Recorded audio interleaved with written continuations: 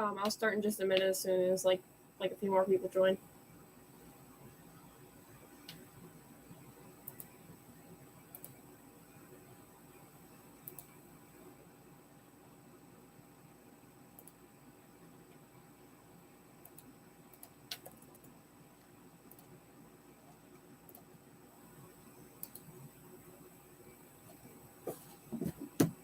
Thanks for listening to me talk about Myrtle. I really like this book.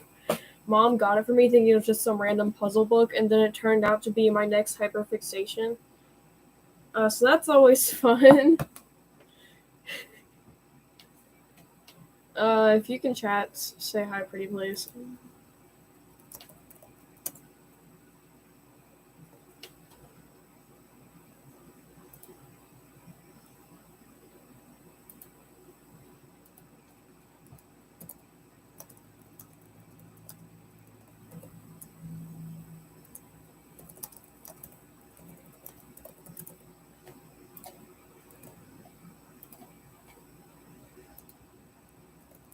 Hi, Jazz.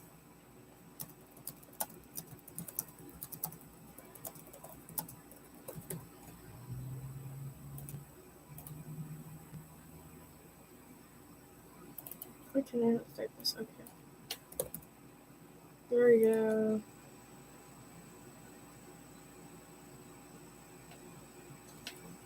Okay. Is there anyone else in this that can, like, say hi real quick?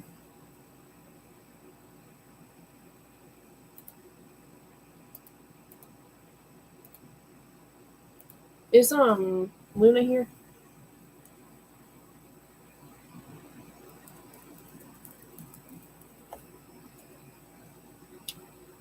Hold on. I'll start in just a second. Waiting for other people to join. Okay, potato chips on the stream. That's epic. Okay, so if you need, left immediately. So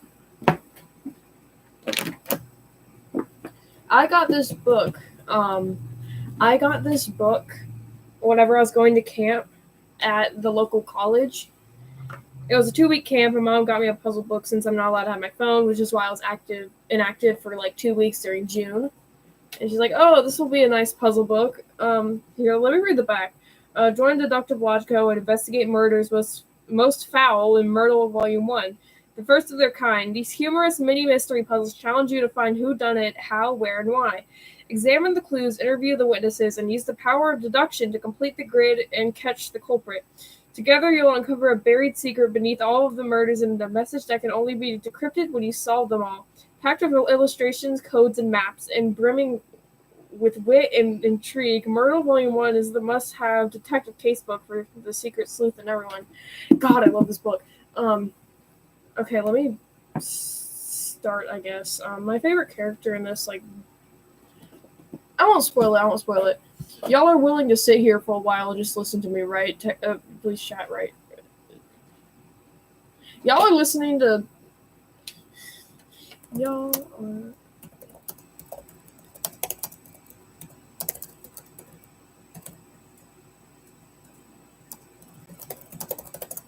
If you hear any background noises, because I live in a house with a brother and a dog, and they tend to be loud sometimes. So I don't mind that.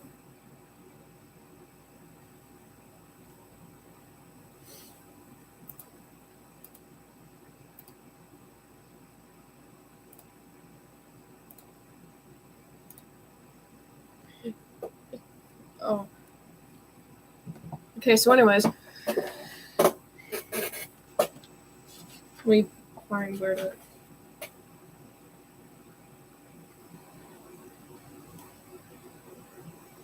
I might read, like, some of, like, the tutorial stuff. If you don't...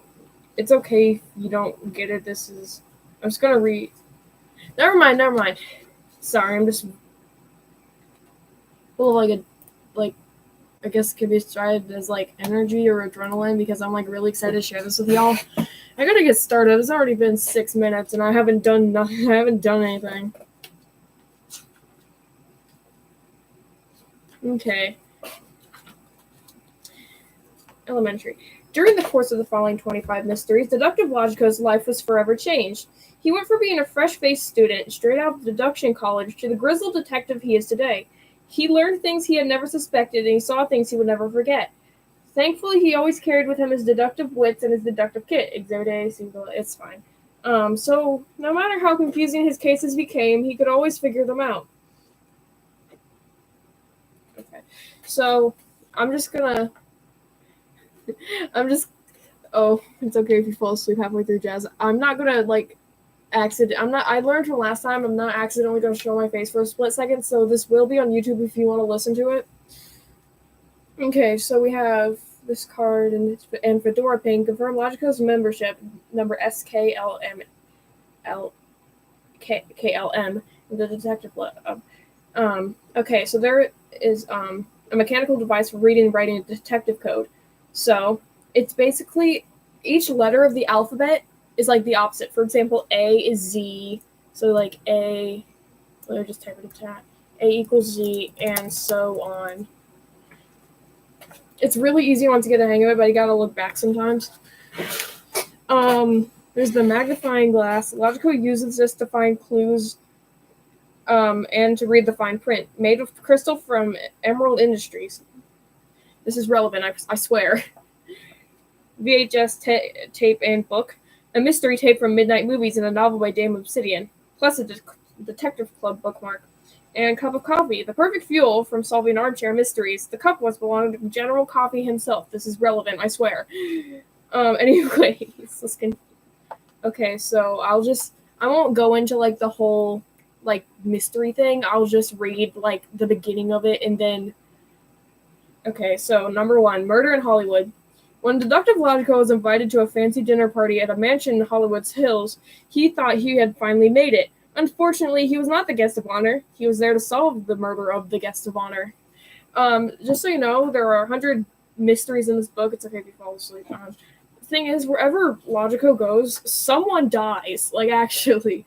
If you see this man walk into, like, a room with you, there is a 90% chance you are dead. Anyways. I'll just read the suspects, too. There's the amazing Oriolin. A magician who perfected the sawing your husband in two routine. Then she made his body disappear. So sorry. Midnight the Third, the grandson of the founder of Midnight Movies and a self-described self-made man. And there's Dame Obsidian, a mystery writer whose books have sold more copies than the Bible and Shakespeare combined. Okay, so the solution number 1 is it was the amazing Oriolin with a heavy candle in the enormous bathroom.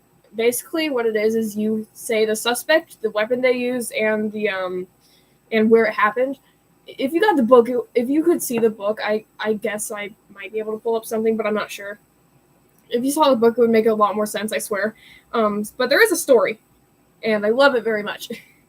The amazing Oriolin kept proclaiming her innocence, but she couldn't resist Deductive Logico's arguments. He was demonstrably correct. What's the word? She all but confessed when she said, "No cell can hold me." Okay, next one. Number 2, and then there was another one. Deductive Logico was thrilled when he heard an old man had been killed on a secluded island. Of course that was bad, but Logico had always wanted to solve one of those secluded island murders, and this was his big chance. So, there's Signor Emerald, an Italian jeweler of great renown. Signor Emerald had traveled the world in search of rare, precious stones, which are always falling out of his pockets. There's Father Mango. He has taken a vow of poverty, but he drives a BMW. He's taken a vow of obedience, but he has a staff of 25. He's taken a vow of chastity, too, which is why he's on vacation. And there's Miss Saffron. Gorgeous and charming, but maybe not all there in the brains department. Or maybe that's what she wants you to think. Or maybe she wants you to think that's what she wants you to think. Before I continue on, does anyone want to guess who did it just by the names? Like, you don't have to, but if you want to guess.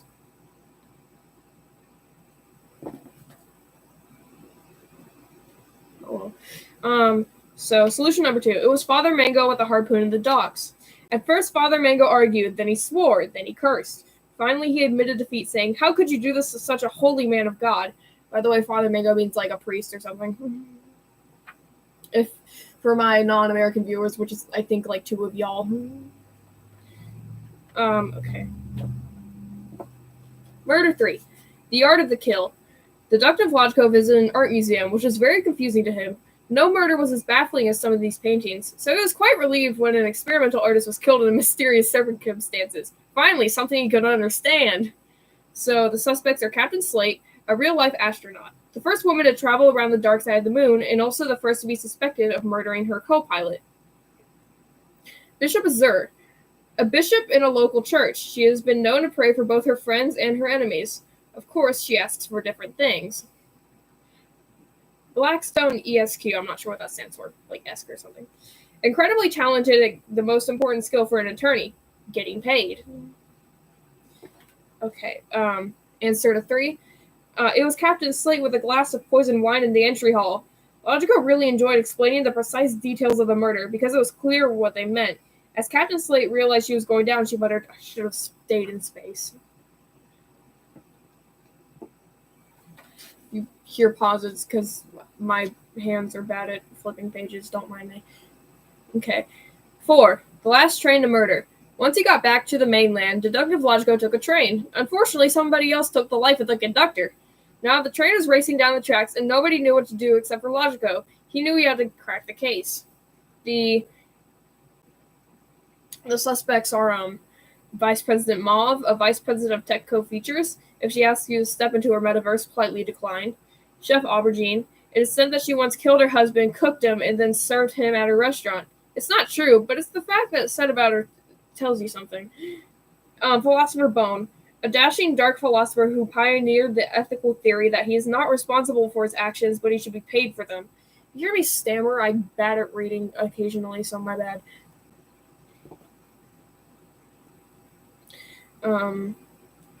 Answer 4. It was Chef Aubergine with an imported Italian knife in the caboose. Chef Aubergine stood up angrily, and then she was just about to say, "I should have cooked you, Deductive Logico," when the train, having no conductor this entire time, flew off the tracks and into a gorge.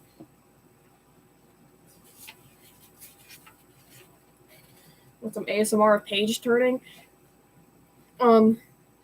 Murder 5. Physician, heal myself. When Deductive Logico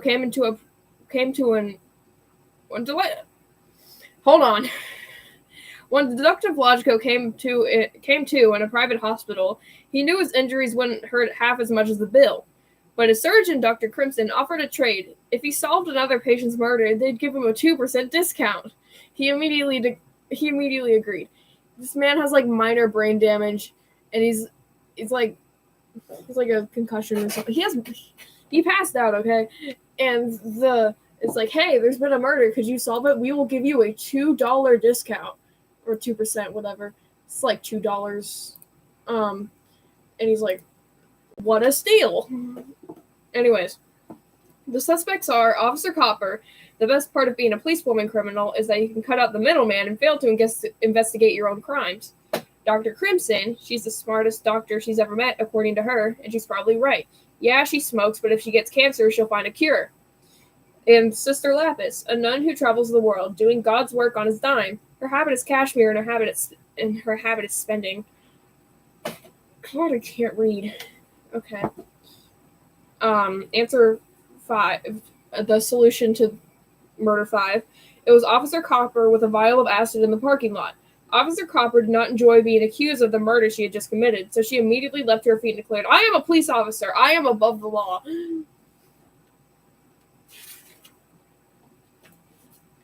Murder 6. Murder in the alley. While Detective Logico was walking home, he was stopped in a dark alley by a dark figure who had said that Dame Obsidian was guilty. She'd framed a semi-innocent magician, see Case 1, Murder in Hollywood.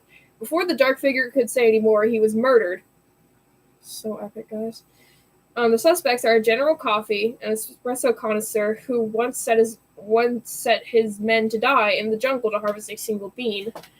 Cosmonaut Blusky, an ex-Soviet spaceman whose blood flows red. Sure, that's normal, but for him, it's patriotic. And Midnight the Third. He argues that the studio should focus on murder mysteries again to regain their former glory. Okay. Answer to murder 6. It was General Coffee with the piano wire in the dumpster. General Coffee didn't bother protesting its innocence. He simply flashed his government papers and excused himself. He had been told to do a job, and he did it. End of story. But Logico had found a note in the dead man's pocket. It read, "She moved a body in the Hollywood mansion."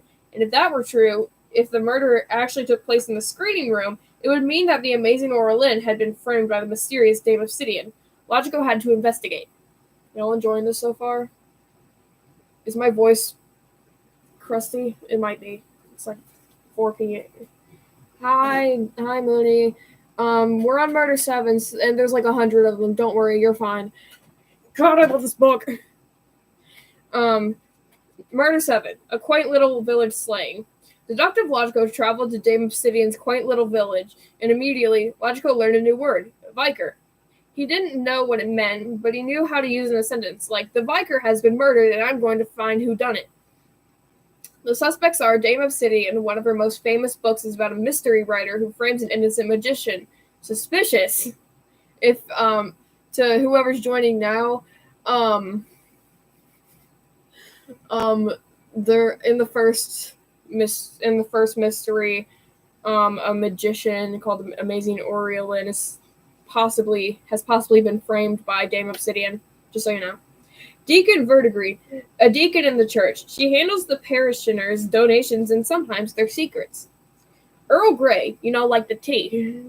He comes from a long line of Earl Greys. Yes, of the tea. No, he doesn't sign autographs, but he'll give you a free bag if you ask. It's so epic. Anyways, answer to murder number 7. It was Earl Grey with yarn in the manor house. While the constable took Earl Grey away, he bellowed, "I curse you with the heat of 1,000 kettles." But Logico still couldn't believe that he'd travel all this way to investigate Dame Obsidian, and a man had been murdered in her house, and once again, she seemed innocent. Guys, do you think Dame Obsidian really killed that random man because she probably framed that other dude? Comment below, like and subscribe. What am I doing? I'll just spam this emoji real quick. Anyways. Murder 8. The butler did it. Die. Immediately after the last one, there was another murder in Dame Obsidian's house. That made her look even guiltier, Logico thought, especially since it was her butler who was murdered. What kind of person kills somebody else's butler? Here are the suspects. Dame Obsidian. As additional background, a week after Dame Obsidian's second husband disappeared, she paved over her garden. The papers had a field day with that, but her sales doubled. Cerulean. Due to later events, I really, really hate this guy. Just so you know, I hate this guy. I absolutely loathe him. If I was in this universe, I would definitely, I would absolutely make him bite the curb. Anyways, Cerulean, a sophisticated gentleman who was just recently knighted, if you believe the shoddy paperwork he carries with him. And Miss Saffron, gorgeous and stunning, but maybe not all there in the brains department. Or maybe that's what she wants you to think. Or maybe she wants you to think that's what she wants you to think. Some of the descriptions repeat themselves. It's alright. It happens. Okay. Answer to murder number 8. It was Cerulean with an antique clock in the spooky attic. So it seemed like Cerulean was the kind of person who kills somebody else's butler. He tried to argue, it's just a butler, but he was Dame Obsidian's butler. And not only did she care, but she had a higher rank than he even pretended to have. And so he was hauled off by the constable. God, can I turn pages faster? 9. Hedge your bets, the constable cried. While Logico was wondering if it were possible Dame Obsidian was actually innocent, he heard a scream from her hedge maze. He ran into it, got lost, figured it out, and then found Dame Obsidian, who he was now certain was innocent on account of she was dead. Here are the suspects. Constable Copper, the identical twin of Officer Copper. When their parents divorced, she moved across the ocean. But they have so much in common. Same height, same jobs, same propensity to violence. Lord Lavender, a politically conservative MP in the House of Lords, as well as the musical theater composer behind such hits as Dogs and Mr. Moses Megastar. Hey, Vivi. Don't worry, you're not too late. We're only on Murder 9. I'm just going to repeat Miss Saffron's description again, since Vivi just got here. Gorgeous and stunning, but maybe not all there in the brains department. Or maybe that's what she wants you to think. Or maybe she wants you to think that's what she wants you to think. If you haven't caught the joke, she's kind of stupid. Anyways, Answer to number 9. It was Miss Saffron with the poison tea in the lookout tower. As deductive logical walked everyone through Saffron's maze of contradictions, she surrendered with a simple, "Well, I guess I'm going to jail then." So Logico wandered back into the hedge maze where he discovered something suspicious about Dame Obsidian's body. It was missing.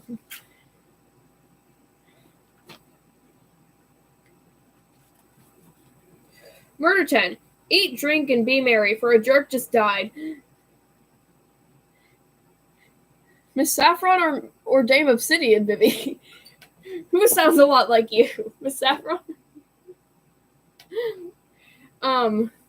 Because of a mistake he made with time zones, the hardest problem in all of deductive analysis, Logico missed his flight home. So he went to the village pub, where everyone was celebrating the death of a loudmouthed jerk. They all wanted to know who done it so they could buy him drinks, and Logico was happy to oblige. Okay, the suspects are Brother Brownstone, a monk who has dedicated his life to the church, specifically to making money for it. Comrade Champagne, a communist and a rich one. Comrade Champagne likes nothing more than to travel the world, sharing the message of communism with his fellow vacationers. And Grandmaster Rose, a chess grandmaster who is always plotting his next move, like how to bump off his next opponent. 1 e4. Don't ask. I don't know chess notation.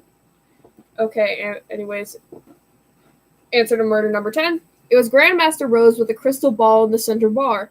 The moment Logico said that, the bar erupted into cheers. And as the rest of the bar hauled him outside to give him a parade, he shouted, "I'm the king of the board and the bar." This man is like 75.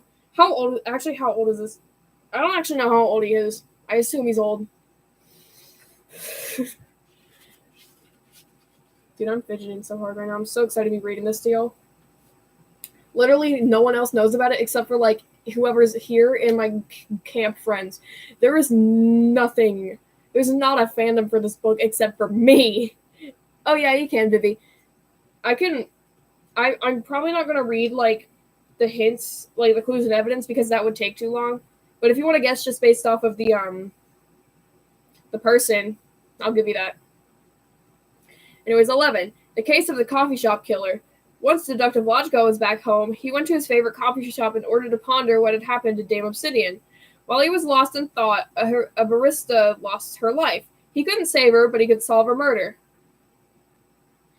General Coffee. An espresso connoisseur who likes his coffee like he likes his war. Always. Coach Raspberry. One of the best coaches this side of the Mississippi, regardless of which side you happen to be on. Some people say he has a gambling problem, but he just says he loves danger. Bookie winner Gainsborough. He won the Bookington Award for his novel, which he will tell you within 2 minutes of meeting you. The book is 6,000 pages long, and it's about dirt. Would y'all read the dirt book? Just wondering. I would read the dirt book. And your guess is Coach Raspberry? Okay. Murder number 11 answer. It was Coach Raspberry with a metal straw in the courtyard.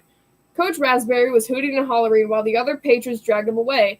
Logico wasn't sure if this ruined his coffee spot or made it even better. Sure, there was a murder, but he also got to do some great deductive work. Like his coffee, it was bittersweet.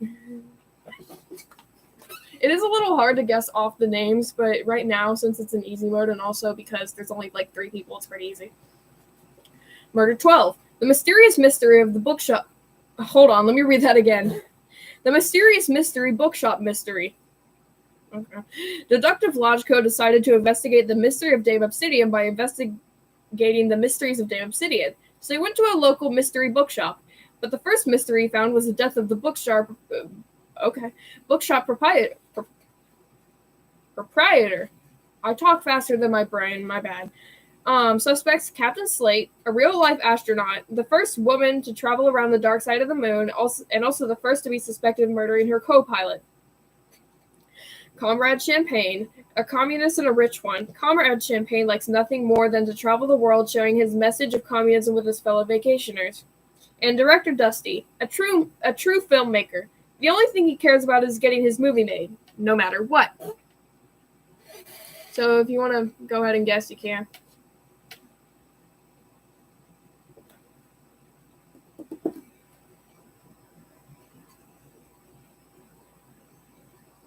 Okay. Murder 12 answer. It was Comrade Champagne with the bone folder in the discount rack. I don't know what a bone folder is. Comrade Champagne protested that he was only being arrested because of the bourgeoisie reactionaries who will never stop the revolution. But Logico wasn't paying attention. He was grabbing every Dame Obsidian novel he could find. I do believe Director Dusty murders someone else in this, so don't worry, Vivi, you're probably gonna get in at some point. Okay. Just so you know, the story gets like really interesting around like murders 25 to 50. God, I love this book. Anyways. The Killing of a Cowboy, Murder 13. Dame Obsidian had written mysteries in many different places and periods, and Logico was determined to read them all. The first was a western, filled with red herrings, black hats, and a twist worthy of a lasso. The rancher had been killed, and it looked like the suspects were based on real people. Because they were. There's Cowboy Raspberry, one of the best cowboys this side of the Mississippi, regardless of which side you happen to be on. Some say he has a rustling problem, but he just says he loves danger. Justice Pine, master of the rural courthouse and possessed of a firm belief in her own form of frontier justice. And Corporal Coffee. Back in those days, if you liked coffee, you liked it black. And the corporal liked coffee.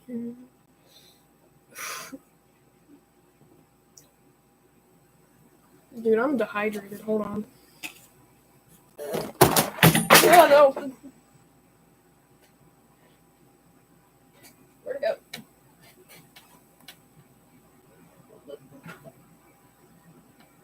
There it is. Sorry, my water bottle. Oh, cool. Hold on, guys. My water just went somewhere. There it is. The freaking ice cold water because I froze it for 2 days on accident. And now it's hairy. Lovely. Why is my floor coated in dog hair? My dog doesn't even come up here.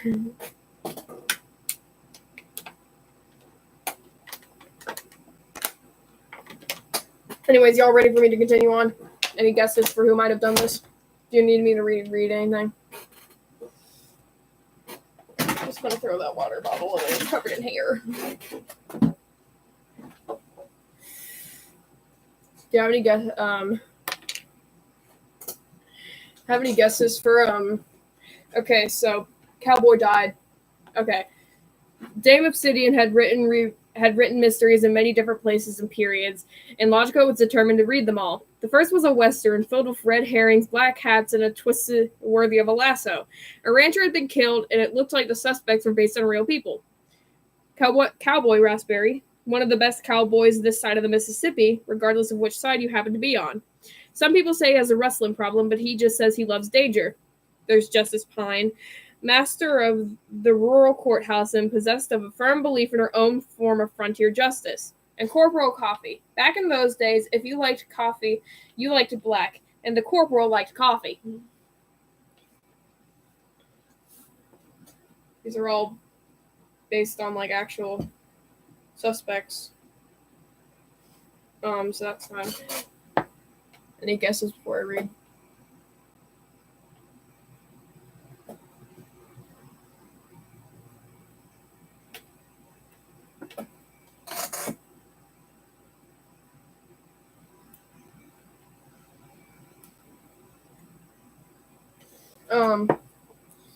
Do you want me to go ahead and read it? I'm waiting to... Do you have a guess for this? Okay. I don't know if Mooney and Jazz are here. If they are, can y'all, like, chat real quick? I understand if, like, Jazz fell asleep. I've already been recording for 30 minutes. Ugh. Anyways, 13. It was Justice Pine with tainted moonshine in the hotel. Hotel in quotation marks. Logico declared this almost 5 pages into the book, and then felt so proud of himself that he knew the answer. You see, Obsidian had figured out that people like it more when they can guess the ending. The reviews are worse, but the sales are better. Hi, Mooney. Anyways, Murder 14. A very proper murder. You know it's proper whenever the icons for the suspects are a crown, monocle, and a vampire. It's so epic. Anyways, next, Logico read a book set in Victorian London, the capital of the whodunit. It was obviously based on heavy research, but the dame played all the hits: bloody letters, a shoe print in the snow, and the murder of the richest man in town. Thousandaire Lord Lavender. Okay, so it's Baron Maroon, an incredibly haughty man who holds a grudge. Nobody wants to offend the Baron, at least nobody who's still alive. Earl Grey. He comes from a shorter but still long line of Earl Greys, and this Earl Grey does sign autographs, but he charges for the tea bags. And there's Viscount Eminence, the oldest man you have ever seen. It is said that he outlived all of his sons and was born before his father. Have any guesses? Mooney and Jazz, if you're hearing this, you can also guess if you want.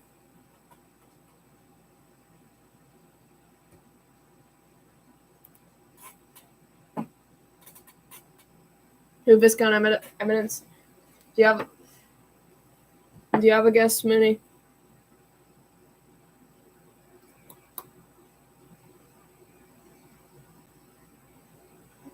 By the way, if you imagine you go to imagine you go to a function and then you just see like this dude in full like armchair detective gear walk in and you're like, oh, okay, I guess someone is dying because there's 100 murders in this book. Everyone gets murdered. Anyways, 14. It was Viscount Eminence with a jeweled scepter in a coffee house. Logico declared this out loud about 2 sentences after it was revealed in the book. The dame had finally bested him. At first he was frustrated, but as their fictional detective explained all the clues, Logico found himself in awe.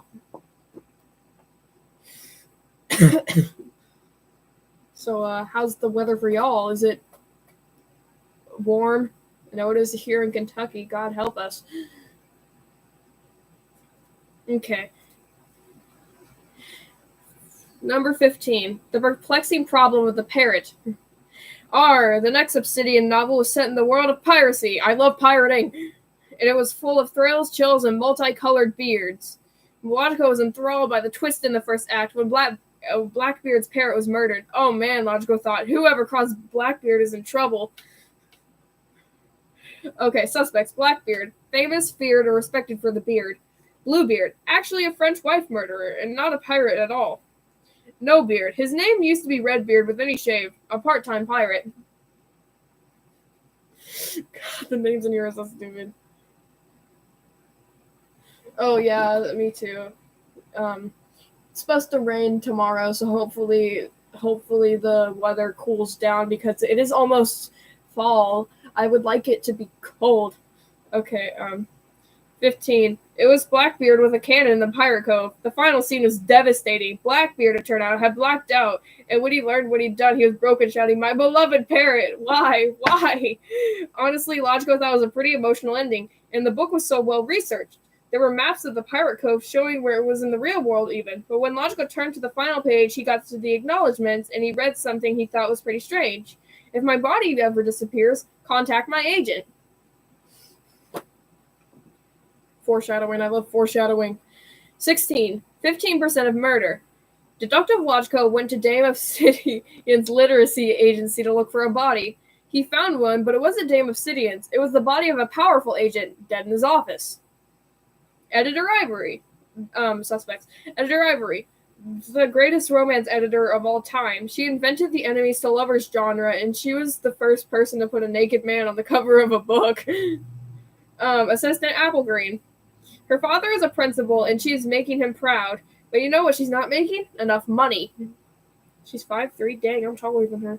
And then there's Agent Ink. An agent with a heart of gold, but a mind for gold, too. If you like living, don't cross her.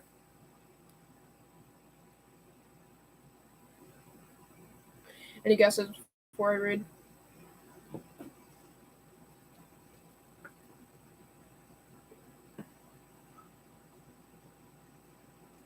Do I have slow chatting? You think editor? Okay. 16. It was Assistant Applegreen with a giant stack of books in the best office. Assistant Applegreen denied it at first, but Logico kept saying that only the person who actually ran everything around here could have done this, and finally she admitted it. Fine, I was fed up of doing all the work and getting none of the recognition. Good second guess. Fortunately for her, the agency thought that she showed initiative, and they promoted her to head assistant. Meanwhile, Agent Ink approached Deductive Logico and told him, Obsidian trusted me to handle her work. Have you considered publishing your case files? The plot thickens, I think. I don't know, man. Dude, I was doing this at like 6 in the morning once. I was sitting in my loft bed, head banging on the ceiling because the ceiling was so low. Can't see because I don't want to turn on the light and wake up my roommate. So I'm just like squinching, doing these. It's so fun. Anyways, 17. The Case of the Contract and the Captain. On the yacht of legendary book publisher Chairman Chalk, Logico signed a contract for a book series and got to work solving the murder of a sailor, which he got to add to the book. Or at least he would as soon as he cracked it. Suspects are Bookie winner Gainsborough. He won the Bookington Award for his novel, which he will tell you within 2 minutes of meeting you. The book is 6,000 pages long and it's about dirt. Would y'all read the Dirt book? That book is longer than the, maybe not longer than the Bible, but pretty close. Chairman Chalk. He figured out the publishing business years ago and never looked back. He called ebooks a fad and still owns a rotary phone. He is worth $1 billion. Agent Inc. An agent with a heart of gold, but I already read that. It's the same description. Oh yeah, the Loud House fanfic. It's like 5 times longer than the Bible. I know exactly what you're talking about. Okay, any guesses before I go on? All right, so who do you think did it? Dirtman, Chalk, or Ink?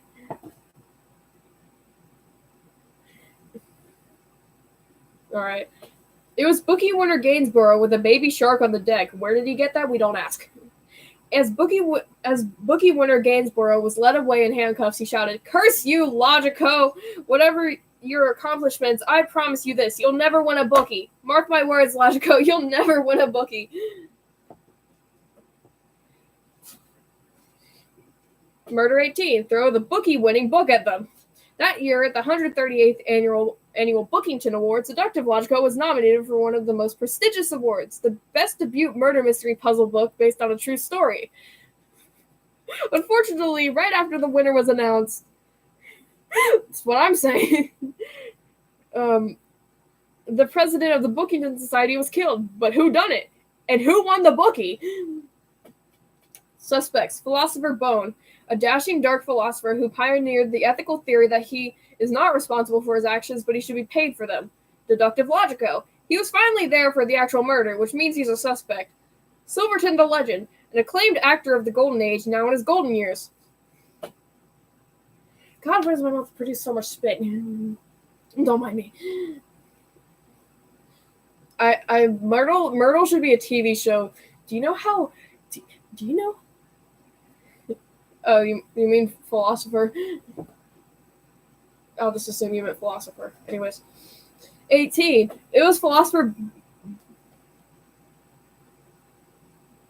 Silverton the, I don't know. 18. It was Philosopher Bone with a heavy book backstage. But that's not important. What's important is that Deductive Logico won the bookie. In fact, he was so proud that he could barely hear Philosopher Bone loudly declaiming about how he could prove philosophically that he should be let go, regardless of whom I did or did not kill. Makes sense. Y'all enjoying this? God, I like this book. Anyways, 19. Death on the Book Tour.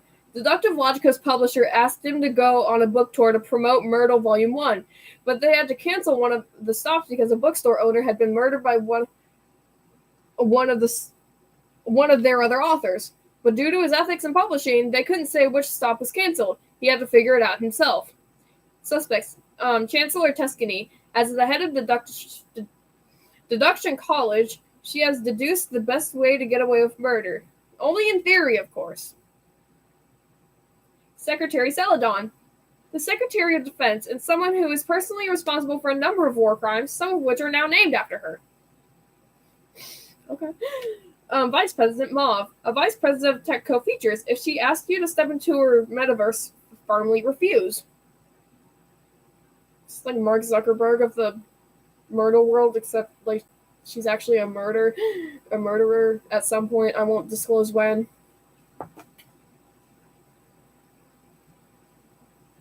Okay. 19. It was Secretary Celadon with a poisoned candle in the Republic of Draconia. Oh, by the way, we're gonna get to a point wherever ancient ruins. I'm just gonna read the places whenever ancient ruins show up. There's a lot of ancient ruins. You need to know that. Secretary Celadon cited geopolitical necessities, precedent, and finally diplomatic immunity as reasons her book should still be published, even though she was a murderer. It was still published. Everyone in the book tour told Logico what they liked most about the book was how Dame Obsidian's body disappeared, and unlike in her novels, the solution was open-ended. Logico didn't like that feedback at all. Turn the page. 20. Dead tired. Once the book tour was over, Deductive Logico stumbled back into his office. It was small, but it seemed bigger than it was because of...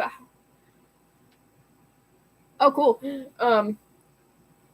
It was small, but it seemed bigger than it was because of how orderly he kept it. Unfortunately for Logico, 4 things were disrupting his organizational system. The 3 people waiting on him and the dead body between them.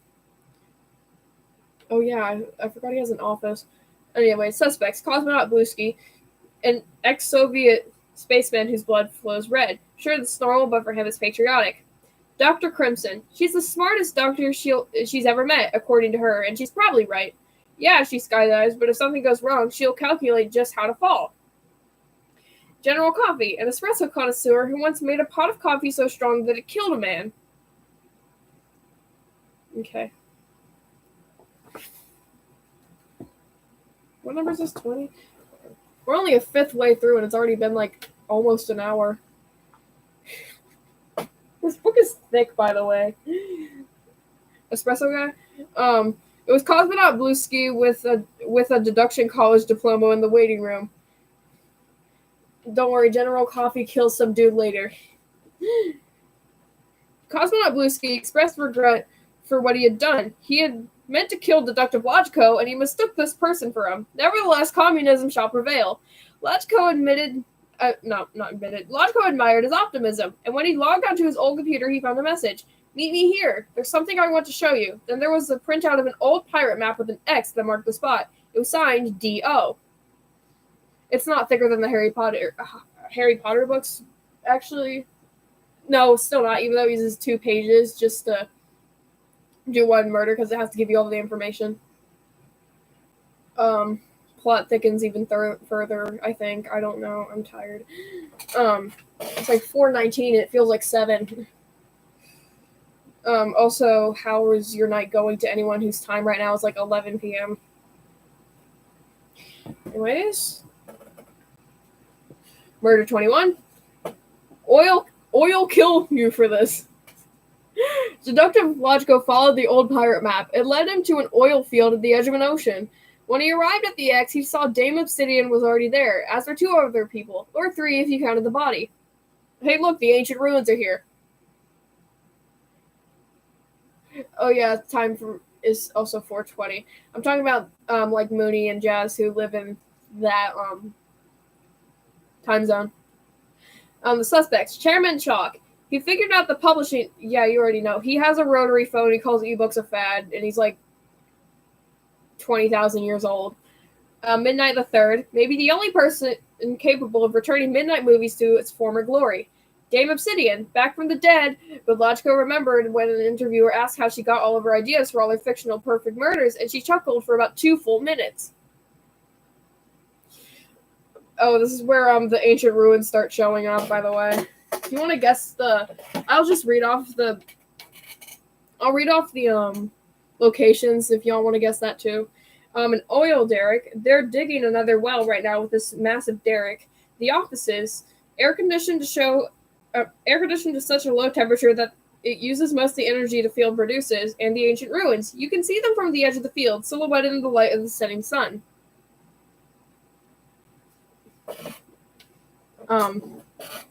Anyways, want to take a guess before I go on?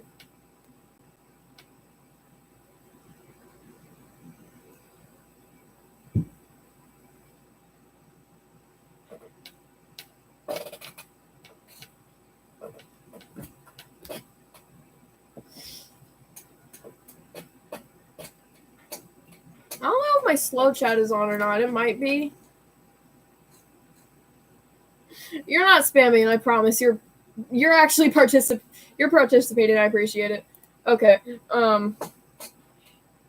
21. It was Dame Obsidian with a piece of rebar and an oil derrick. Dame Obsidian chuckled, but Chairman Chalk called the authorities, and they had her taken away. I'll see you at trial, she shouted. Logico asked what had happened. Midnight the Third explained that they'd all been invited here in the same way Logico had. When Chairman Chalk and he arrived, Dame Obsidian said she wanted to show them something, and then she showed them a dead body. What was her point? Logico asked. It was a royalty negotiation strategy, Chairman Chalk replied. She wanted more, and to be honest, it worked. I'm going to pay her more. You're safe now, Logico said, but Chairman Chalk just chuckled. Meanwhile, Midnight the Third staring off at the ancient ruins with a furrowed brow. This is some weird foreshadowing, I swear. I'm going to use the bathroom real quick. I'll be right back. Please don't leave.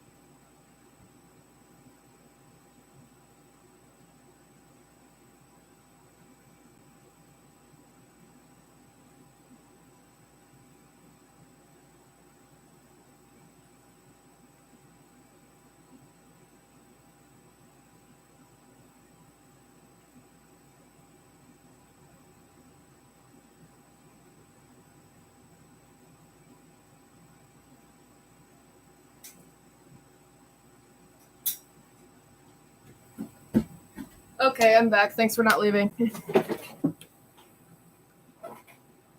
Veggie X Scarlet made a BFDI song? Good God. It's terrifying. Same person that made the Pommy X Gummy Goo song, right? God, that song's atrocious. Anyways. Murder 22. They'd bill you for dying. Dame Obsidian contracted the most expensive law firm in the world, Blackstone and Blackstone, and one of them, Blackstone, required Logico to come to his office to be deposed.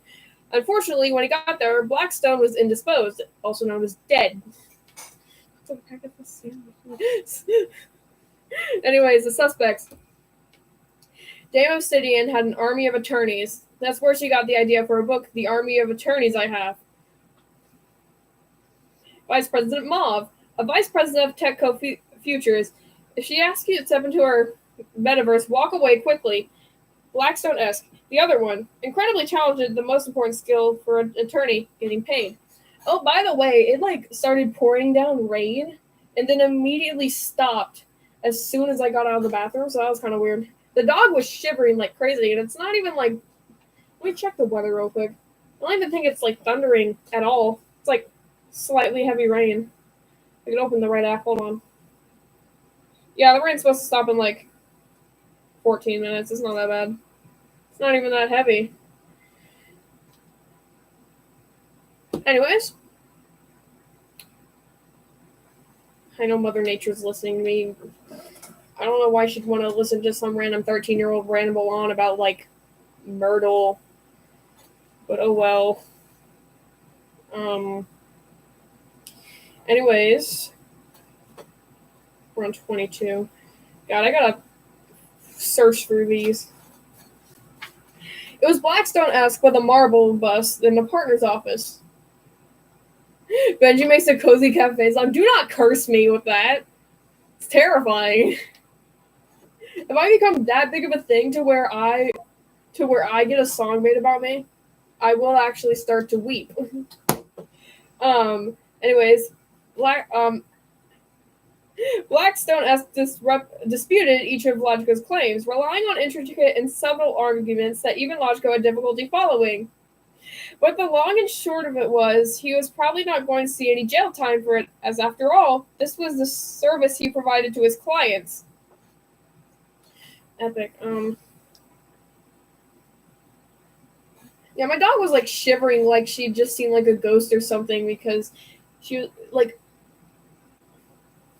don't curse us with the Benji X Scarlet Cookie Run song. They're gonna ship Dark Cacao and Mystic Flower.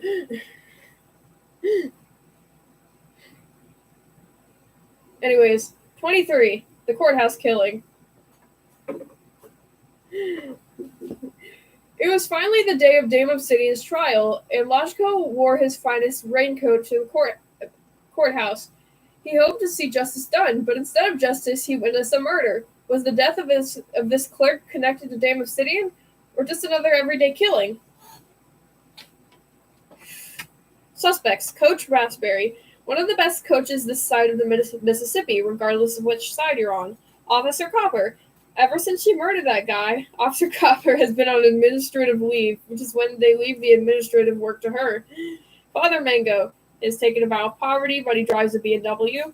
He's taken a vow of obedience, but he has a staff of 25. He's taken a vow of chastity too, which is why he's on vacation. Okay. Dude, my mouth is so waterful. Okay, 23. It was Coach Raspberry with the scales of justice in the judge's chambers. Well, dang, you got me, Coach Raspberry said. Logico was reassured to learn that it had nothing to do with Dame Obsidian, but he wondered if it was logical to be reassured of that. After all, weren't two murders worse than one? Y'all need to stop cursing Benji X Scarlet songs into existence. If I wake up one day at 3 a.m. in a cold sweat and I go on YouTube and I see a Benji X Scarlet song of Sea Moon, I'm going to actually cry. Anyways, 24. Will the foreman please die? Finally, it was time for the trial of the century, and Dame Obsidian put on a wonderful performance. But just when the jury was about to deliberate, the foreman was killed. Obviously, everyone thought it was Dame Obsidian. Everyone thought Dame Obsidian did it. Did she? Suspects. Judge Pine, master of the courtroom and possessed of a firm belief in justice, as decided by her alone. Officer Copper. The best part of being a policewoman criminal is that you can cut out the middleman and fail to investigate your own crimes. Dame Obsidian. Dame Obsidian looked very dignified all through the trial, and her book sales skyrocketed. Any guesses? Who killed the man?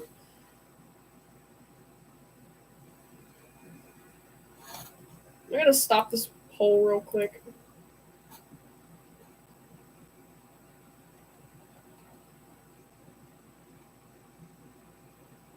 Okay. If no one has any guesses, that's fine. I'm just gonna continue reading. 24. It was Judge Pine with a flag in the judge's bench. And Lodgko explained his theory that the judge had suspected the jury was going to find Dame Obsidian not guilty. When to the judge, she was obviously guilty. I decide what is justice, Judge Pine roared in response. Sour Star song. No. Mooney Bear song. What would that even be? Anyways, Dame Obsidian got another trial and sold more books, and, unfortunately for her, was found guilty of multiple murders and sentenced to life behind bars. That's so coquette. 25. The Death of Justice. Almost immediately after Dame Obsidian had been incarcerated, Lodgko got a call from a luxurious white-colored jail to which she had been sentenced, and he learned that she had been murdered herself. Was that justice? Was it fate? All he knew was that it was a mystery.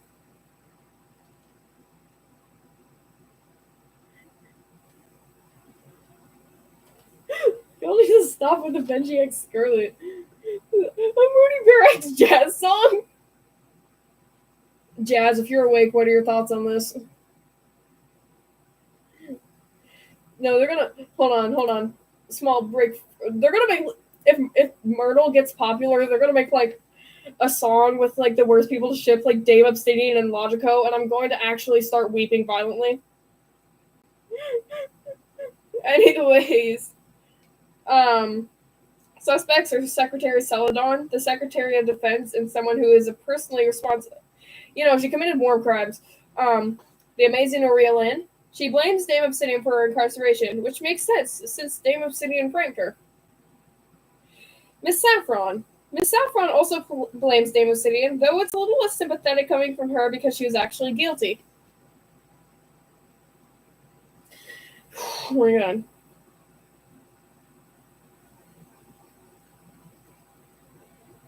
Y'all need... Okay. Abyssal Serpent X Strawberry Axolotl song is not as bad considering they're actually dating. It only becomes an issue whenever it's like a Crystal Maiden X like a man that they are not canonically dating. Someone's gonna make like Grape Jam X Blackberry Jam, and then I will actually terminate their entire channel. If I can, of course. Hold on, take a tiny itsy break for a second, checking Comic Studio. Okay, nothing's... Yeah.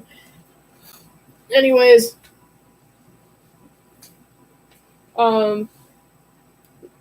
Murder 25 answer. It was the amazing Aurea Lynn with a rope of designer clothes in the parking lot. Haha, yes it was. I did it, finally. She put me in jail, but I had my revenge. Logico walked home that night, and he couldn't help but feel bad for Dame Obsidian. After all, she had a certain charm to her, even if she was a serial murderer. But when he got back to his office, he found a message waiting for him. It was written in one of the codes he had encountered before, but which one? I'm just going to read it because I'm not reading gibberish. That poor Aurea Lynn. I've framed her twice now. You must understand that I had to do everything I did because I wanted to, and I have to do everything I want. But lucky for you, I've obtained enough material to write another several books, which I will publish.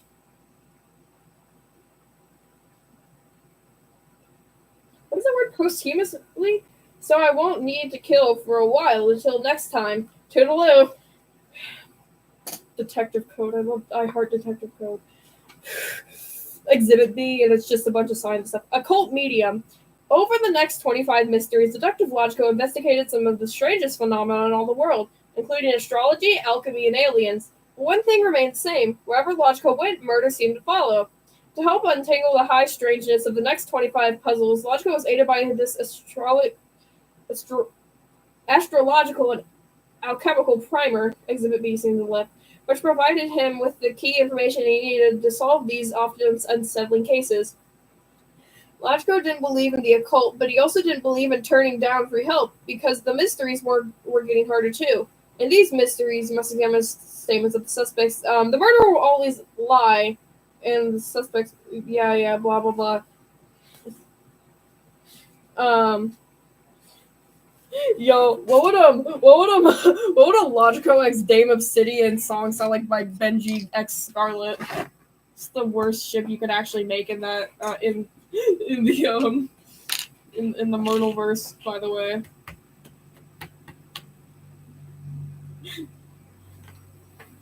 Anyways, well, I'm gonna rearrange myself. I put myself in like shrimp posture. It's like rain. It smells like rain in my room right now. Anyways, 26. The murder of a mailman. Dear God, my dad died. Not actually. Sundrop X Milk Coral Song. No, they're Imagine evil Myrtle. What would that be? Everyone else investigates Logico, and Logico's like always guilty. Logico's straight. Dear God. Logico's not. Evil Myrtle is straight Logico, guys.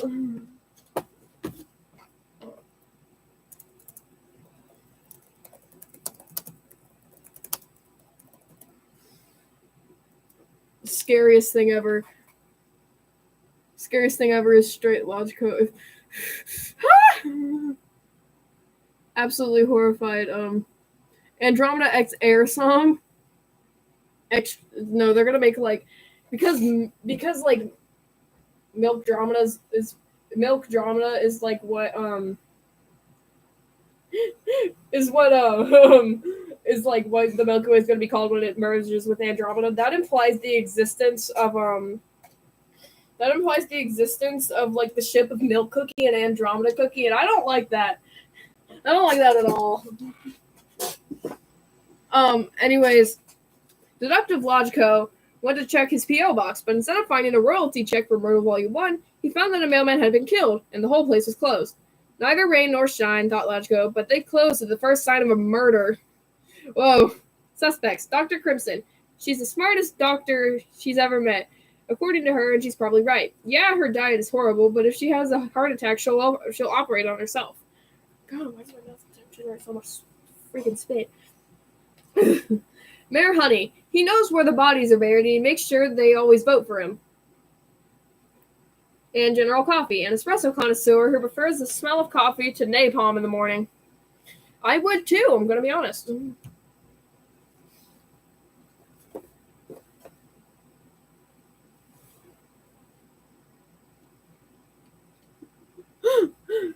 Anyways, that is too far in the solutions. That is the last one. Hold on. 26, hold on. Anyways, 26. It was General Coffee with a heavy package in the mail truck. A good soldier admits when he's defeated, General Coffee admitted, but Logico wasn't listening. He was reading a letter he received. It still wasn't his royalty check. It was an invitation asking him to travel across the world to a mysterious place called the Investigation Institute and meet with their president. And it made a great argument. Money. God, I love this section of the book. I love this book.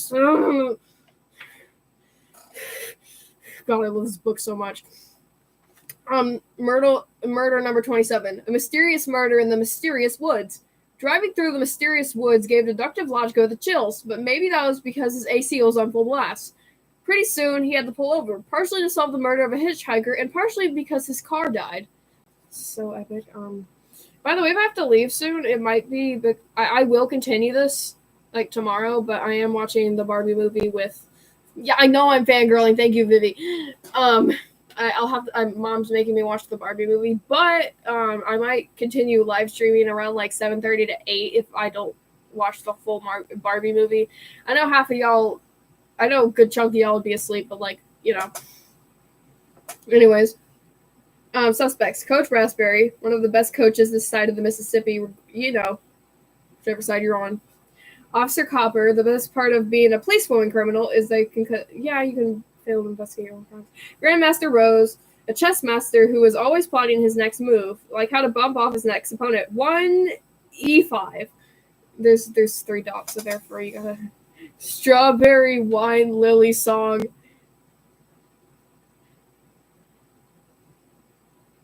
Okay. Okay, let me check it real quick. Okay, 27. It was Coach Raspberry with the ritual dagger in the ancient ruins. You keep killing people. Stop. Oh yeah, ancient ruins are back. Members of the detective club were called in to escort him away. They towed Logica's car away too, and they drove him the rest of the way to the investigation institute. Coach Raspberry's final statement was recorded as this: "Well, dang, you got me." Turn the page. Swear to God. Anyways. 28. Investigation at the Investigation Institute. Arriving at the Investigation Institute grounds, Deductive Logica was shocked by their budget. Their grounds had a hedge maze, an observatory, and even a miniature golf course. This place could have hired half the detectives in the world.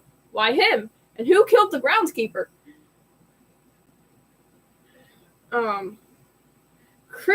Cryptozoologist Cloud. He knows every sighting of Bigfoot, Yeti, Sasquatch, and also knows what the difference is. Herbalist Onyx. In her greenhouse, she's grown every kind of plant required in the culinary, magic, and poisoning arts. Chef Aubergine. It is said that she once killed her husband, cooked him, and then served him at her restaurant. It's not true, but just the fact that it's said about her tells you something. Imagine going to a restaurant. It's like, oh yeah, she killed her husband, prepared him, and cooked him. Oh, herbalist. Hold on. It was Chef Aubergine with hyperallergenic oil in the miniature golf course. I should have cooked you, you strange man, she replied, which is basically a confession. Once Logico had solved that, he went up to the chateau and knocked on the door. Nobody answered. The door just creaked open by itself. Sorry, guys, my brother was just running up the stairs like a horse. My bad. Hello? Oh, hold on. Oh, no, not in the chateau. Never mind. Hello? Logico called. I'm here to meet with the president. Nobody answered, and he looked around. It seemed like the chateau was designed by Escher, too. Stairways and hallways twisted around each other, and every available surface was covered in books. Perhaps the least unexpected sight was the dead body. Why the crap is Siri going off? Hold on. Sure. Okay. Anyways, my bad. Sociologist Umber. As a representative from the hard sciences, she is always asking people to question their priors and if they've read Weber. Philologist Flint. You can learn about a word from its etymology, like where it came from and what it used to mean. I don't know what philology means, so don't expect me to answer that. And numerologist Knight. A mathematical and esoteric prodigy. Not only do they know the value of X, they know the meaning of X. Swear to God, if I keep messing up, I'm gonna cry.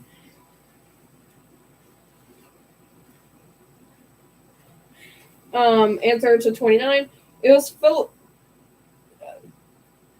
Ruby Miller's Dark Enchantress song. That's the equivalent of shipping Croissant and Timekeeper. 29. It was Philologist Flint with a selenite wand in the ballroom.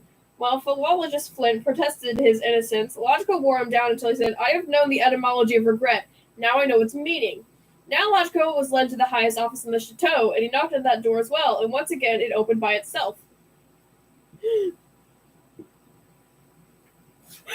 I'm gonna just to spite y'all, I'm gonna make a song in synth V with all of the ships you do. Just to be nice. Anyways, 30. The case of the definitely dead president. Guys, you think the president's dead? Guys, you think the president's dead? It had to specify that he's definitely dead. Do you think he's dead?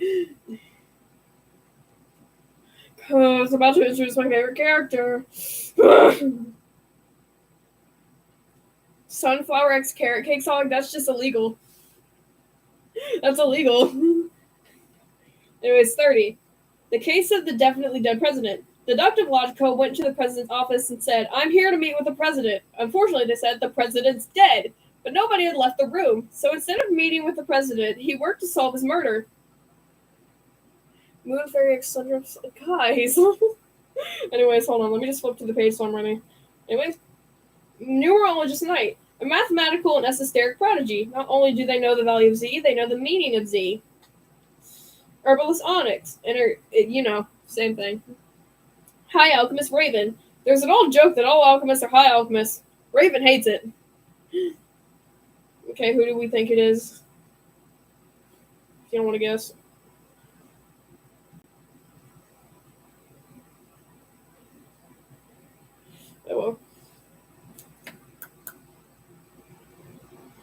What if an Ed's World song was made? Don't bring. No, not Green Sea Extra. Not the FNAF character. Oh, Guide to Herbalist. It was Herbalist Onyx with a pseudoscientific apparatus on the book ladder. Immediately, the dead president sat up and declared, "Do you see, Private Eyes? I told you this man is exactly who we need."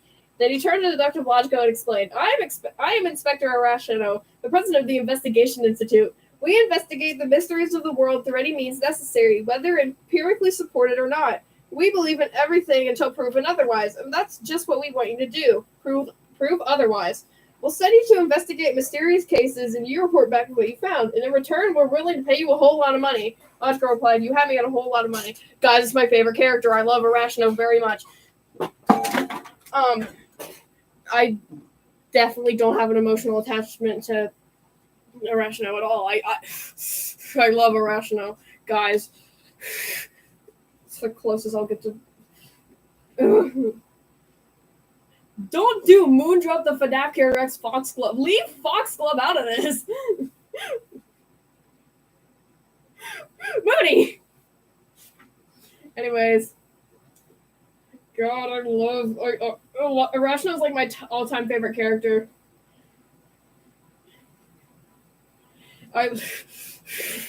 Anyways, 31. The New Moon Murder. On his first case with the Investigation Institute, they sent Deductive Logico to the darkest woods he'd never seen.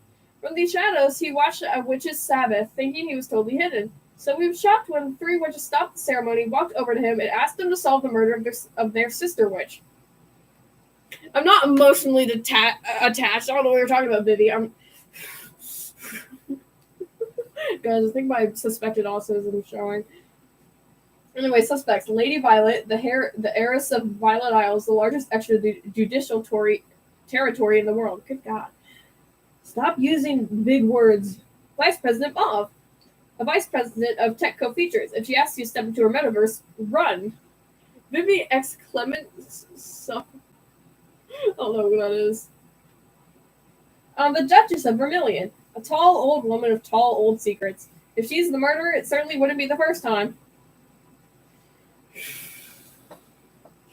Man, they better turn this into a TV show.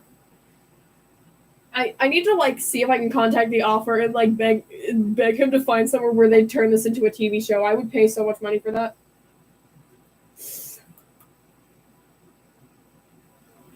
Okay. It was Vice President Mauve with a giant magnet in the rooftop. Logico revealed that Mauve had been funding the mad scientist to work on her metaverse schemes, and the assistant had gotten in the way.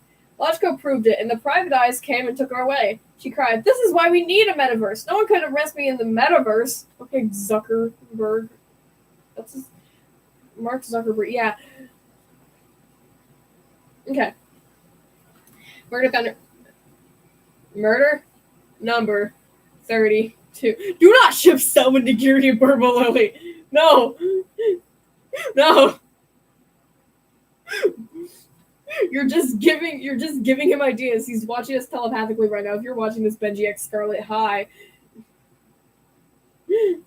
32. The case of the lab with legal issues. Next, the Investigation Institute sent Deductive Logico to a literal mad scientist laboratory. To clarify, the science wasn't crazy. He was furious. His assistant had been killed and his research had stalled. Vice President Mauve, of course, if she asks you to step into her metaverse, get out now. Principal Applegreen, a strict principal about everything except getting away with murder. His hands are always covered in chalk. Captain Slate, a real-life astronaut. The first woman to travel... Yeah, the one who murdered her co-pilot. It doesn't change.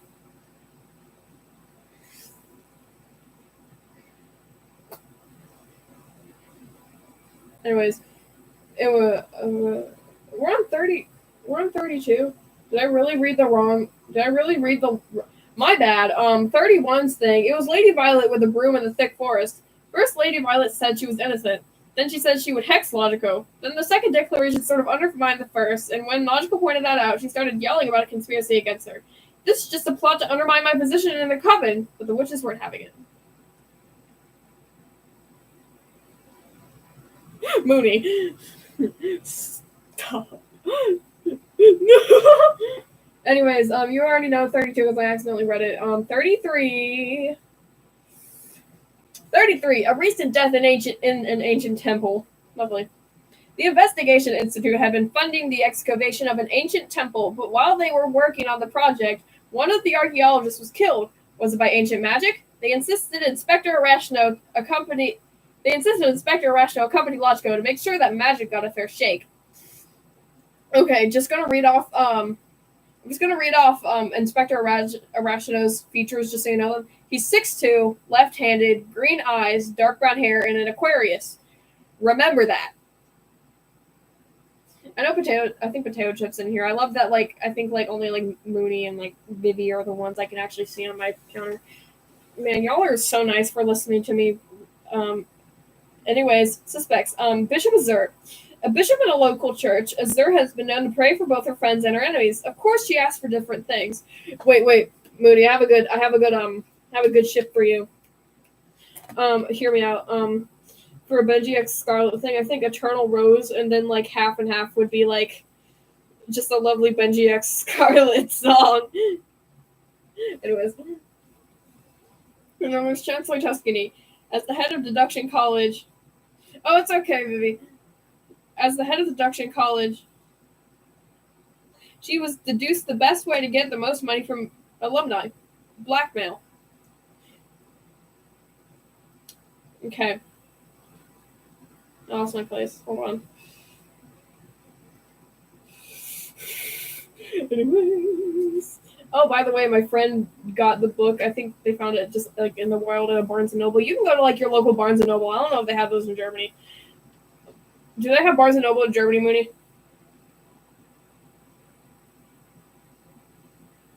Anyways.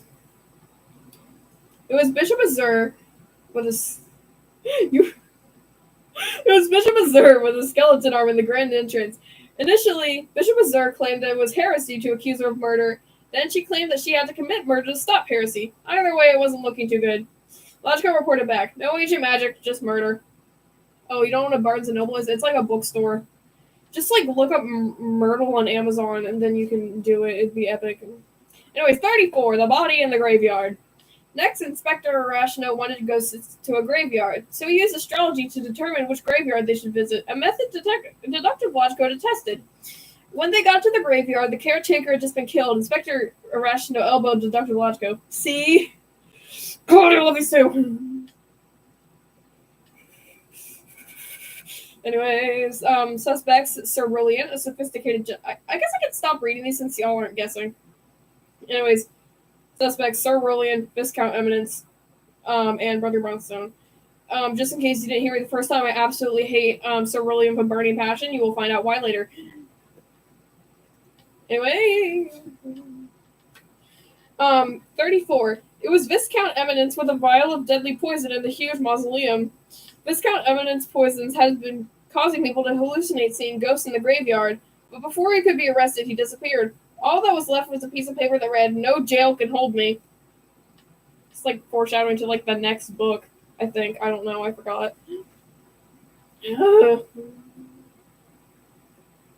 35. Murder at the Cult, a true crime documentary. Inspector Arachno and Deductive Logico took the train to upstate to a commune that Arachno had read about in a zine.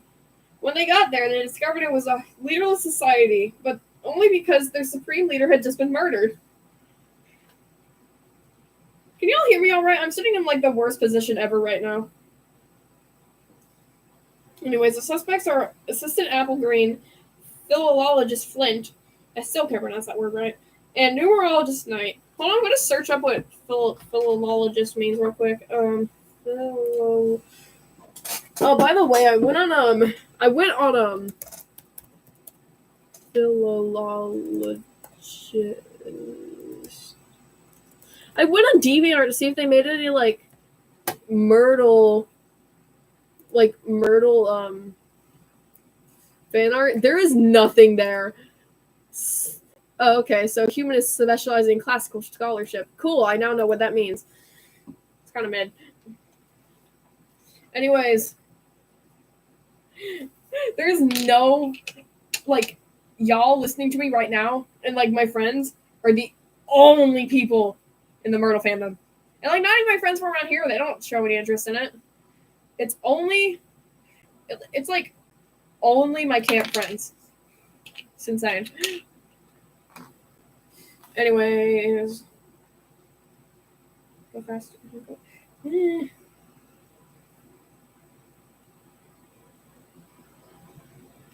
Okay, 35. It was numerologist night with a soup ladle by the ancient ruins. Numerologist Knight tried to explain how the numerological significance of the date showed that they weren't actually guilty, but Rational pointed out that they had forgotten to carry a 2. Oh, well, in that case, I'll surrender. You're a numerologist. Anyways. 36. A cruise to die for. Deductive Logico was excited that they were taking a cruise, but it turned out it was on a cargo ship in the Bermuda Triangle. When the first mate died, Arachno was ecstatic. Finally, proof of the paranormal. Mixed Tangerine. Proving that non-binary people can be murderers too. They are an artist, poet, and suspect. Hey, look, it's me, except I'm not a poet.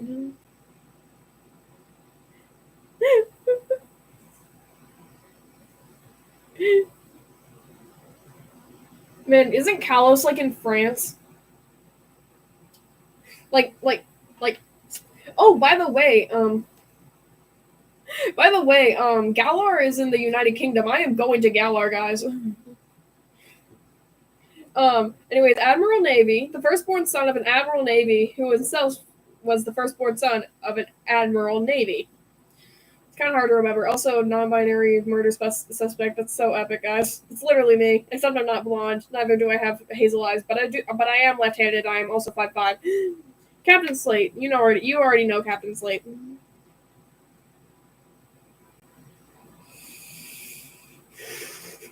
Oh, I love this book. 36. Where are you? There you go. It was Captain Slate with a flare at the cargo hold. Are we surprised as Captain Slate at this point? It wasn't the Bermuda Triangle that killed them, Slate roared. It was my careful planning. See, logical claims more evidence for rationality. Ah, Arachno said, but you need to win them all. I only need to win once. I love Arachno. My mom's probably hearing me like, what are they doing up there? Dude, she had to get an earful on the way home in like our brand new car because our old car, back in like the May 26th like tornado outbreak, we kind of lost it. Blackberry XLX strip. It's actually physically appalling. Thank you, Mooney Bear. I'm gonna think about that when I go to sleep tonight. Logico goes home. Deductive Logico got a call from his aunt. An uncle had died, so they had to figure out how to cover all the funeral expenses. Also, someone had to solve his murder. So, for the first time in years, Deductive Logico went home. Thankfully, Arachno came with them, too. Suspects. Father Mango. He's not a good priest. Mayor Honey. This is not the same mayor from Logico's case. This is a totally innocent, identical twin. Officer Copper. The best part of being, can't investigate world crimes like a dunce. I don't know what I'm trying to say. 37. It was Mayor Honey with an old sword in a second-hand shop. The people will hear about this. They'll hear, he exclaimed.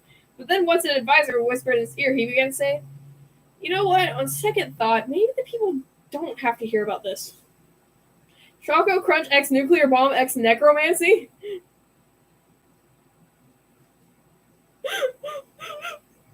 Stalin X Blue Slushy song. They're gonna make it like the worst song ever. No, they're gonna ship like Blue Slushy and like my OC Purple Slushy.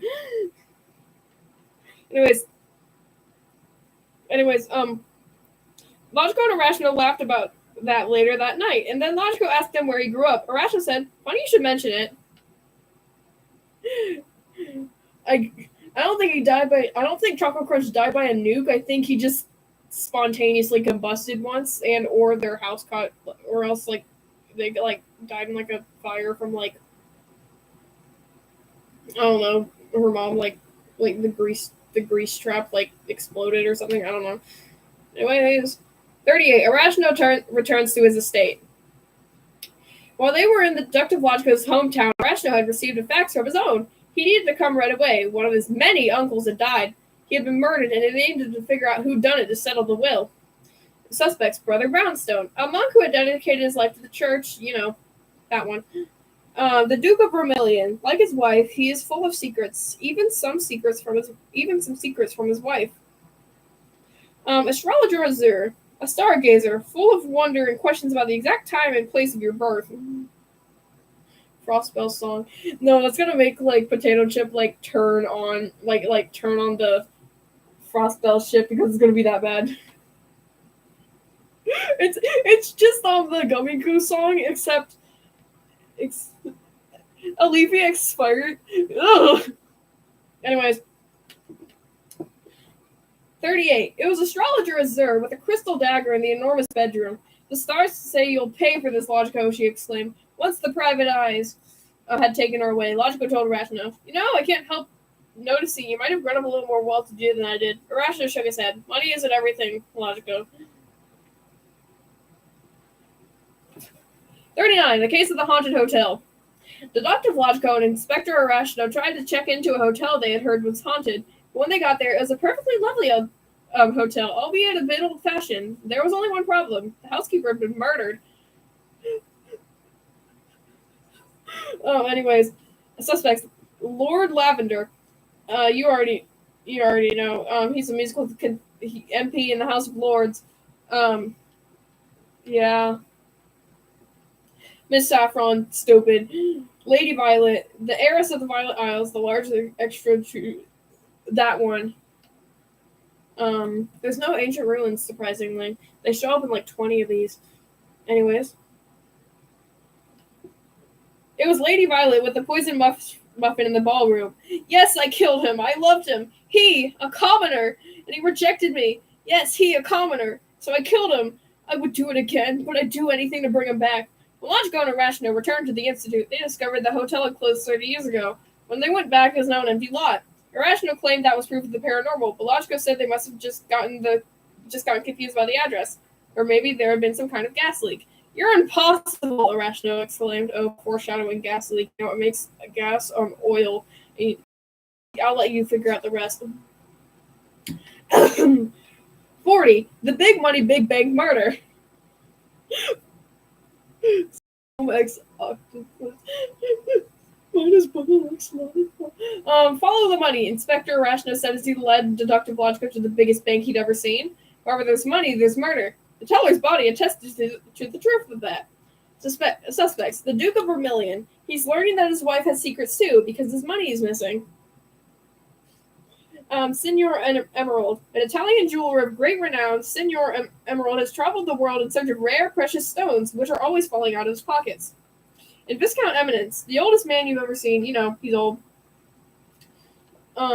He's like a vampire or something, I forgot. I think Emerald did it. It was Senor Emerald with a globe in the clock room. Logico theorized that Senor Emerald was not as rich as he let on, and he had robbed the bank only out of necessity, and that he should not be treated harshly. I will admit that I murdered, but never that I am poor, Senor Emerald declared. Throw the book at me. Meanwhile, Logico realized that Arachno had withdrawn $1 million from the bank and put it in the duffel bag. His curiosity was piqued.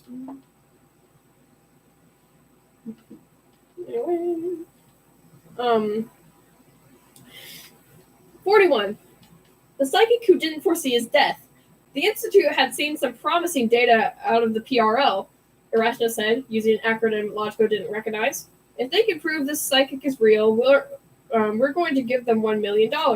Unfortunately, all they could prove was that their psychic was dead. I just want to see it. Okay. Sorry for anyone watching this after. Blame Mooney and Vivi. If you hear just random laughing, don't worry. It's fine. I'm not correct. I'm totally not caressing my friend. Oh, that went directly in the chat. Hold on. Anyways, suspects: the amazing Aurea Lynn, currently in Prisoners in the Arts program, where they allow incarcerated magicians to evaluate self-proclaimed psychics. Dr. Crimson. She's the smartest doctor he's ever met, according to her. She's probably right. Yeah, she flies single-engine planes, but if she crashes, she'll set her own bones. The Duchess of Vermilion, tall woman, tall old woman with tall old secrets. Mooney x Mooney song. What would that be? Mooney Bear, you're not making sense anymore. Anyways, 41. Let me find it. I'm just so excited that y'all are listening to me talk about murdle. Anyways, 41. It was Dr. Crimson with the dowsing rod on the roof. Dr. Crimson shouted, "Sure, I killed the psychic only because I found out they weren't. They tried to make a fool out of me, so I made them pay. Needless to say, the psychic research laboratory did not get the million." Okay. 42. The return of the coffee shop killer.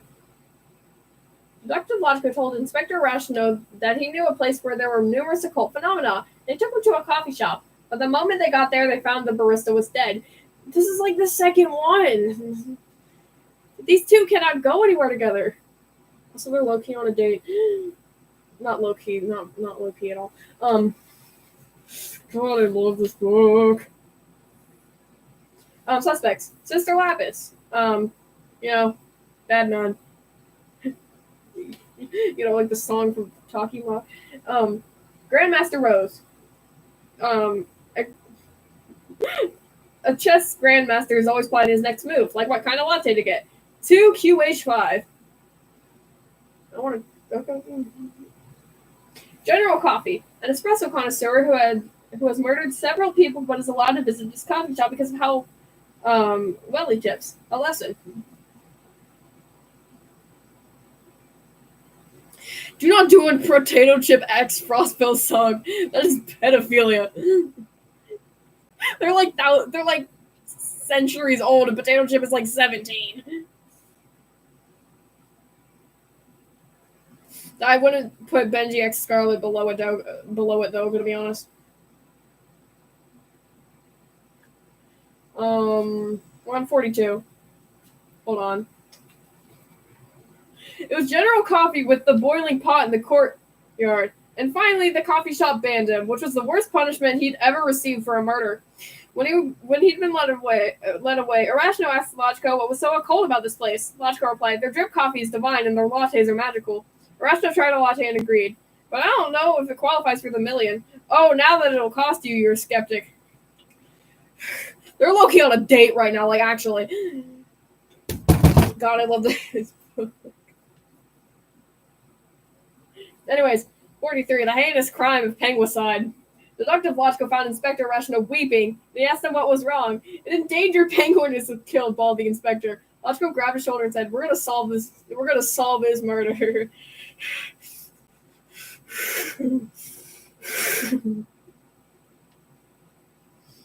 I don't know if he knows, but I may or may not have an emotional connection to one of these characters. I need to calm down. Anyways, 43. It was the Duchess of Vermilion with poison hot chocolate in the frozen wastelands. "But why?" cried Erasmo. The Duchess replied, "Because it was greater and more dignified than I, and I could not stand something great to be greater than I. Even convicted, she was impenitent. Lodko could do more to ease Erasmo's suffering. Would a hug help? No. Would a movie help? No. Would it help if I revealed that my expertise in poison caused us to identify an antidote, thereby saving the penguin from what was thought to be certain death? That helped a lot, and they celebrated the whole night." If they don't I love this book.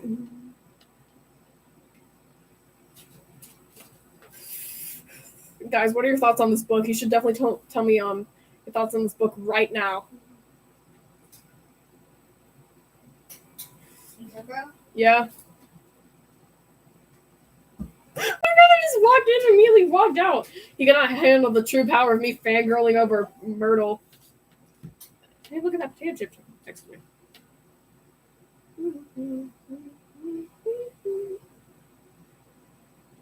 Hey, potato chip says they might buy a book. Yay! Anyways. 44. Murder on the stage. Detective Lodko and Inspector Rashno saw a play in a theater in the woods, and Lodko was surprised to discover it was an interactive, immersive whodunit, until he was informed that it was actually a crime scene. The director had been killed. I love this book. 44. It was Judge Pine with the stage sword in the backstage woods. This isn't... Oh yeah, I totally forgot. It's Judge Pine, Sister Lapis, and Earl Grey. Like the tea. It was Judge Pine with the stage sword in the backstage woods. This is not justice, Judge Pine declared. I decide what justice is. She swung it at Inspector Irrational with her gavel, but he accidentally just dodged it when he bent down to pick a flower to give to Logico.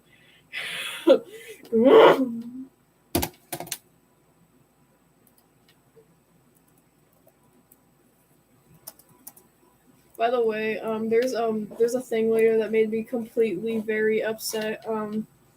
Skibbity Toilet X Frostbite song. Anyways.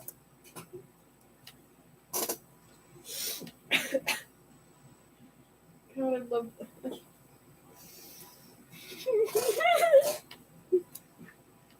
Guys, I think you're seeing you're seeing that autism side come out. My bad. 45 faded into a murder mystery. After Deductive Logico was requested no more live theater, Inspector Irrational took him to see a murder mystery movie at a supposedly haunted drive-in theater. But as far as Logico could tell, it was a perfectly normal drive-in theater. There had to be something spooky about it. Maybe it was the fact that the ticket taker had been killed. Stop dying, people! Good God! No, there's gonna be like Myrtle Con, right? And then like Detective Logico's gonna walk in, and I'm like, oh, someone's like actually getting murdered. Okay. Cookies X Milk song. Guys, what are your thoughts on Logico X Irrational?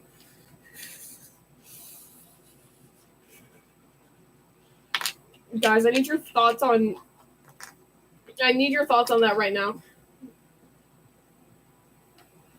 Anyways, Editor Ivory, greatest room, that one. Superfan Smokey. He knows the shooting locations of every midnight mystery, but not how to make friends. God. Silverton the Legend, an acclaimed actor of the Golden Age. He's now in his golden years because he's old.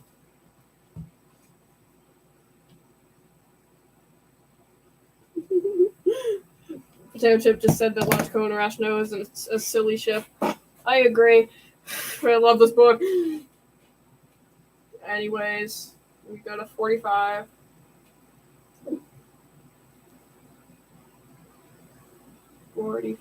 It was Editor Ivory with the shovel in the concession stand.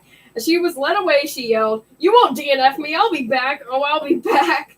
And when she was gone, Logico said, "Okay, so there's nothing haunted here." "Oh, right," Irrational said. "I just made that up so we could go see a movie." Logico didn't mind. Sorry, I'm sorry if you see just random. You hear random sounds. I'm sorry. What do you mean, not logic? Well, if you think about it real hard, if you think about it really, really hard, this is a very calm version of the Pure Lily ship, and also Cortado X Black Coffee. If my ships don't have the same energy as Logico and Irrational, then they're not my ships.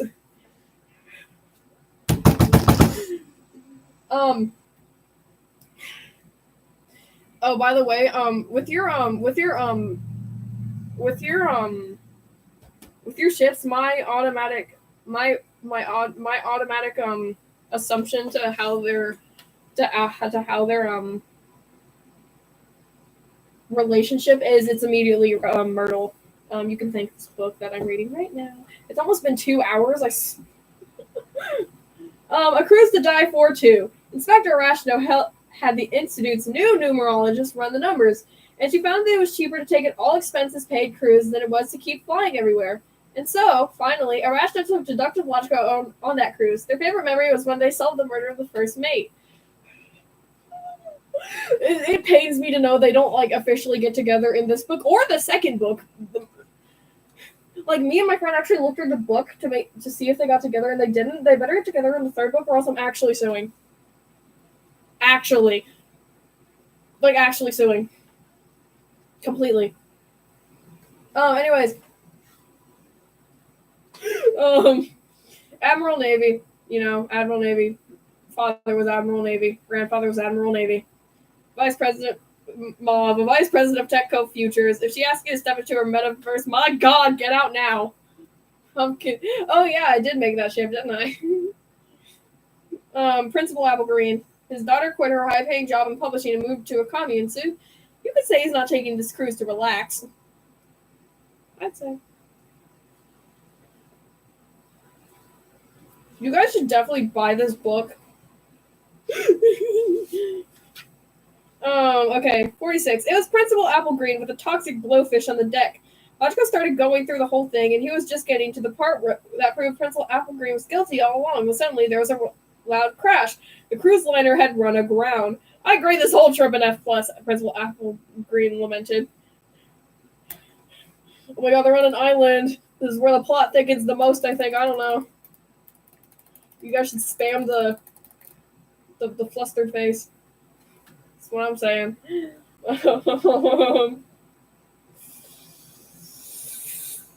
Okay. The mystery of the mysterious island. Half and half extra girl song. That's just illegal, guys. Half and half extra Turtle Rose song. 144p. The mystery of the mysterious island. The ship had crashed on an island filled with mysteries, like why was the lighthouse not lit, and what was the point of having a lighthouse if you weren't going to light it? And who just screamed, and who killed the captain?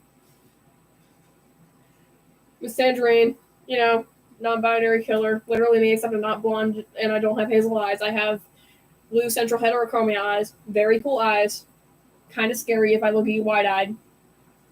Oh, by the way, I have a cyst on the side of my eye. I freak people out with it sometimes. Anyways, Baron Maroon, incredibly haughty man who holds a grudge. Nobody wants to offend the Baron, at least nobody who's still alive. And then, it's the astrologer.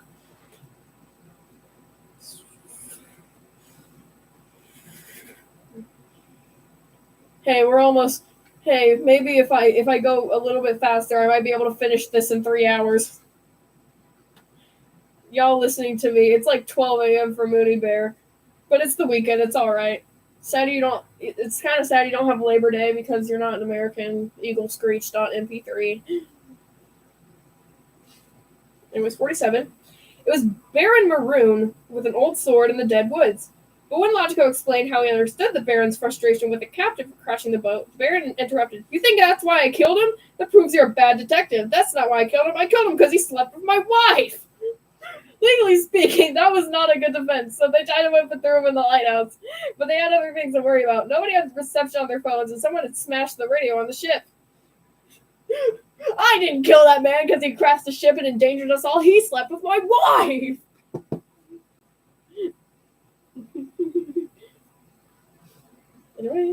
Okay, 48. Guys, I personally ship captain with Duchess Maroon. What do y'all think? Is that a legal ship to have? Sorry if I died. My brother ordered a pizza and it kept talking, and now my brother's back. Aw. I'm sorry about the pizza. You didn't miss too much. Lachko and Arashno are basically, I could just read you, it's like, oh yeah, here's one of my favorites. As she was led away, she yelled, "You won't DNF me, I'll be back, oh, I'll be back."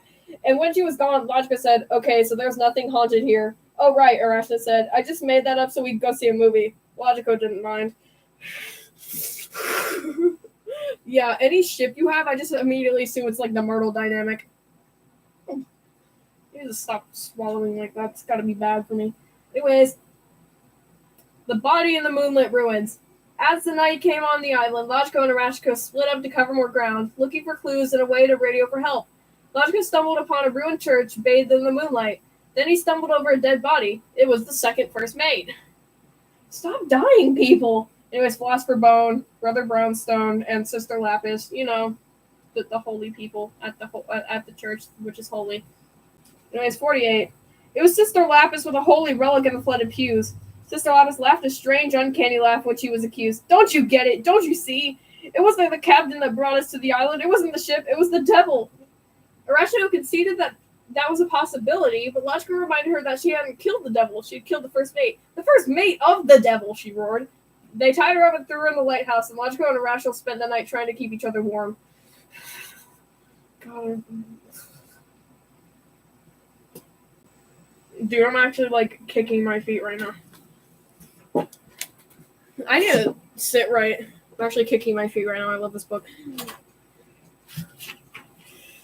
Death in the Dead Woods.